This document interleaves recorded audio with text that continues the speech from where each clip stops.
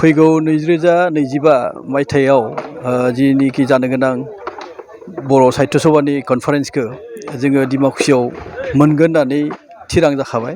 ओंखायनो बै 2025 मायथाइयाव जिहेतु खुंनो गोनां कनफारेन्स बेहाय गोबां माने मावनो गोनां खामानि थानाय हिसाबै जों दानिफ्रायनो दिनैनिफ्रायनो एसे थागथियारि जानो थाखाय जोङो मोनसे प्रिपेरेटरि कमिटि एबा थागथियारि आफाद दाना लानाय जाबाय आरो आसाफारिजों बे कनफारेन्सआ बे थागथियारि आफाद दानायनि गेजेरजों बै समाव जितु उसुबिदा जानाङा बा जागोन बेखौ दानिफ्रायनो एसे जोङो मोजां रोखोमनि प्लेनिंजों थांनानै जों जाहाथे कनफारेन्सखौ मोजां रोखोमनि गाजा गोमजायै खुंनो हायो।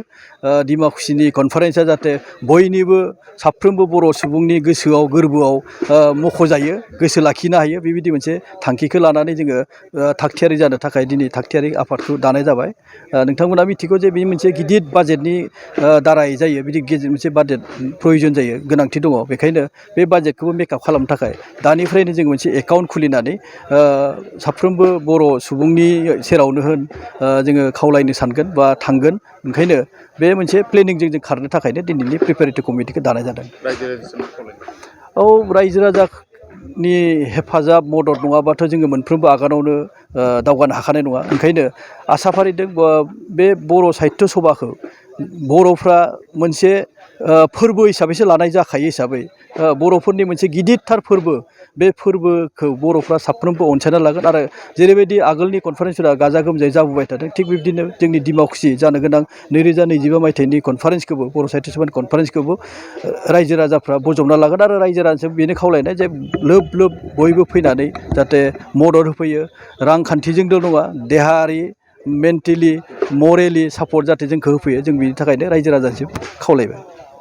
अबयसे जोङो किसु खोथा साननानै बबेबा कनफारेन्सफोराव नुदों जे एक्जिबिसनफ्रा माने सप्तासे बा सानब्रैनि थाखाय जानायनि थाखाय गोबां एक्जिबिसनाव बाहागो लागिरिफ्रा एसे उसुबिदा मोननायखौ जों नुदों।